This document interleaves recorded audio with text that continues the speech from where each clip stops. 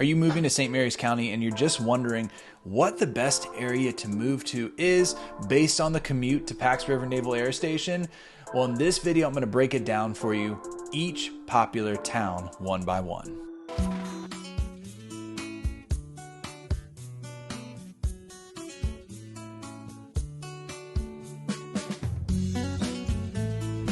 Now, before I start this, I'm just going to say that now that the return to work is happening and less people are working from home, it seems like traffic is getting back to pre-pandemic normals on a regular basis. So some of these times may vary, and if you have no traffic, obviously you're going to get there faster. But if it's a day where a lot of people are coming into work for that day to work in the office, it could be longer too. So your mileage or time may vary. All right, so let's jump into it. I'm going to start with Leonardtown because lately I've been getting the most phone calls about moving to Leonardtown, so I wanted to talk about the commute there first.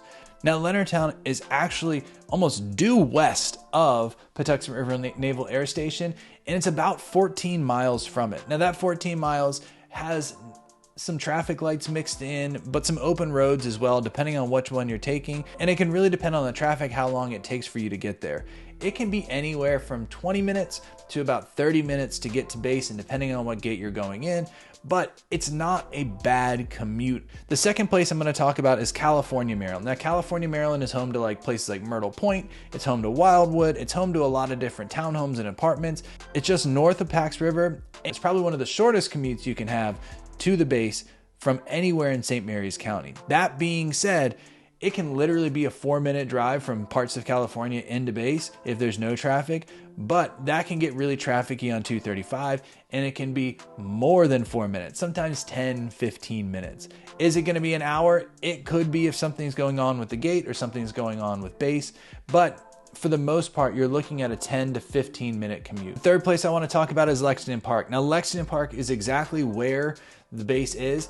Now, Lexington Park, though, is pretty big. And so if you're south Lexington Park, you're going to be coming against the normal flow of traffic, and you're going to have a lower commute than other people that are in northern Lexington Park. If you're in northern Lexington Park, just treat it like you're in California, Maryland. It could be a 3-minute drive with no traffic, but it might be a 10 to 15 to 20 or even 30-minute drive if there's a ton of traffic and there's something going on base that maybe shut down one of the gates. If you're thinking about northern St. Mary's County, Hollywood, Mechanicsville, into those areas over there, it can be every bit of 30 to 45 minutes because they're further removed, and then you have to deal with the traffic too. So if the normal traffic through 235 from California to Lexington Park and then to base is there, you're looking at 15 minutes for that, 20 minutes just to get to that point if you're in the northern part of the county. So you're looking at a 35-minute one-way commute and 35-minute the other way commute.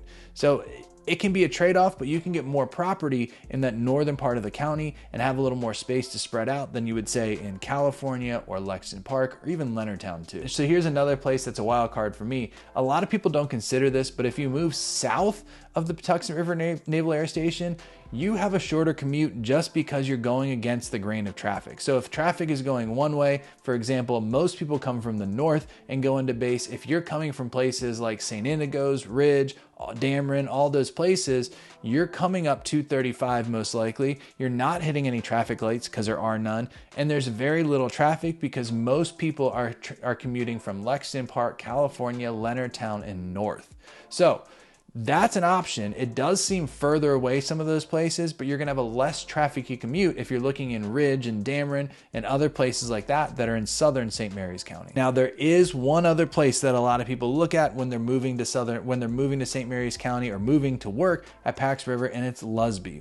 Lusby is over the Solomon's Bridge right there in Calvert County, and it can be a really good choice because it has some really inexpensive houses for what the size of the lots are and what the size of the houses are.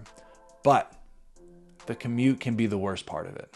Like, plain and simple. There's a bridge between St. Mary's and Calvert County, and this bridge is only a 2-lane bridge, and at times it can get really trafficy. So there are days when you're coming home or going to work that you could be sitting literally for over an hour just waiting to either get over the bridge, coming to work, or get back over the bridge, going back home. Does it happen all the time? No, it doesn't, but it's enough that some people decide they don't want to deal with that hassle. Now, there's always been talk about the bridge being replaced, But since I lived down here for 15 years, it's been a big conversation and nothing has happened yet. So I wouldn't hold my breath and hope that it's going to happen anytime soon. So make sure if you're looking in Lusby, you understand that your commutes, while they can be pretty reasonable in that 20 to 25 minute range, they can really vary depending on what's happening on the bridge traffic. Hopefully this helps give you an idea of the different traffic patterns and the commute times to Pax River. If you have any questions or you want to know other areas in St. Mary's, Calvert, and Charles County and how long they're going to take for you to get to base, let me know in the comments or use the contact information below. Call me, text me, and I'd be happy to help. You can also scroll down to the first comment, click on the link, and it'll schedule a Zoom meeting one-on-one with me where we can talk one-on-one about your home buying or selling needs. Look, I really appreciate you watching this video, and hopefully I'll see you on the next one.